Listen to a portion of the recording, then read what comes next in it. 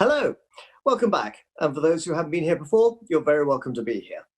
Well, this week I just thought we'd have a talk about something more generic, which I think is important given the news most recently about China.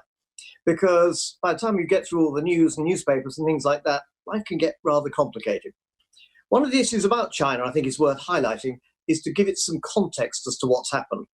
Bear in mind the history of China, they regard themselves as having been seriously put upon for basically 100 years, from the period of 1845 to, well, 1945.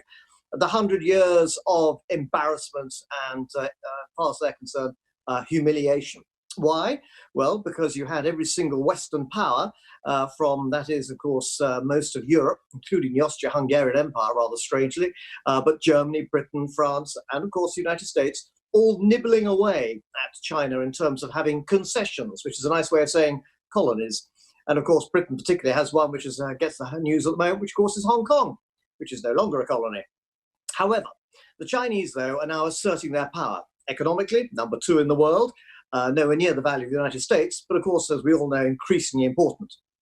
But it's worth just having a look to understand, actually, it's not necessarily a very quiet neighborhood.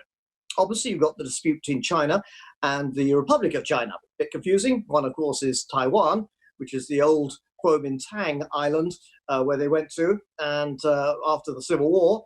And of course, then you've got the People's Republic, which is obviously the mainland area. And the dispute there is one sees itself as an independent nation, the other one as a rogue state. Then you've got the dispute in East China Sea between China and Japan. That is more worrying because you've got 2 major powers up against one another over a few rocks in the sea, the excuse being oil and gas. No, it's not.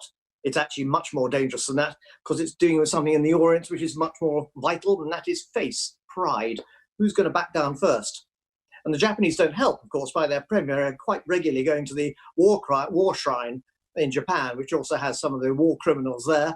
And he knows exactly what he's doing. He's tweaking the dragon's tail. And unfortunately, the Japanese don't seem to use one word for that, which is sorry. So I'm afraid that's continuous aggravation for the Chinese. Then you have the South China Sea, where the Chinese managed to upset several nations at once, which is quite clever. Vietnam, Indonesia, Philippines, Brunei, and Malaysia. Brilliant. Why? Because they claim most of the South China Sea, and then a 200-mile economic zone after that, which includes all of those territorial waters. So that is causing a level of concern and anger. There was even a small war between Vietnam and China, between each other, which caused a certain level of consternation. Rather quiet. Vietnam lost. But nonetheless, that hasn't been resolved. Then you've got claims in terms of North and South Korea by China, but those are really rather historical, or historical even. And then also claims with Russia as well, not so much over the Amur River, but old claims to even Vladivostok. Then you go around the border further, Mongolia, border claims there. The Chinese announced that all Mongolians are in fact Chinese and they should join in. When the Mongolians said they didn't want to, they said, well, the alternative is you're Russian. It's a bit difficult if you're a Mongolian. Then you have border disputes with Kazakhstan and Tajikistan. Those are quite historical ones. Ones which I think are more important would be Kashmir, which many people will know is an issue between India and China over the state of Kashmir, which no one decided who it belonged to. Well, it's not just them. It's also 30% of it was taken by the Chinese to translate directly, look after it. Nice to be looked after by the Chinese, just ask the Tibetans. And then also you've got Northeast India, what used to be known as Sikkim. And what you'll find there is border disputes over the Himalayas, and that, I'm afraid, hasn't been resolved. And so you've got issues there relating to Bhutan as well. So all of these add to aggravation.